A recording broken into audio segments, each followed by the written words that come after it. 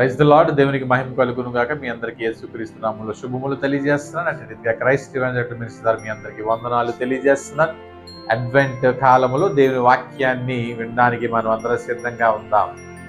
మత్తయి సువార్త 2వ అధ్యాయము 11వ మాట. ఆయనను పూజించి తమ పెట్టెలు విప్పి బంగారము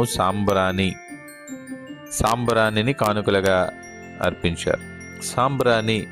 వాళ్ళు అర్పించేటువంటి సాంబ్రాణి దేనికి సాదృశ్యంగా ఉందని అంటే స్తుతికి సాదృశ్యంగా ఉంది. పాత నిబంధన గ్రంథంలో కూడా దేవుడు మోషేతో చెప్పినటువంటి విధి విధానాలు, లేవీ కాండంలో యాజకులకు చెప్పినటువంటి విధి విధానాలలో దేవుని స్తుతించినప్పుడు, ఆరాధించినప్పుడు వాళ్ళు సాంబ్రాన్ని ఉపయోగించారు, పరిమళ చెక్కలు వాళ్ళు ఉపయోగించారనేటువంటి విషయాన్ని బైబిల్ గ్రంథం తెలియజేస్తుంది. అంటే జ్ఞానవంతులైనటువంటి యొక్క జ్ఞానులు సైతము కూడా వాళ్ళు ఏమంటారంటే, మీరు మాత్రమే పూజ్యుడవు, ఆరాధనకు యోగ్యుడవు, స్తుతులకు పాత్రుడు అనేటువంటి విషయాన్ని ఒప్పుకున్నారు.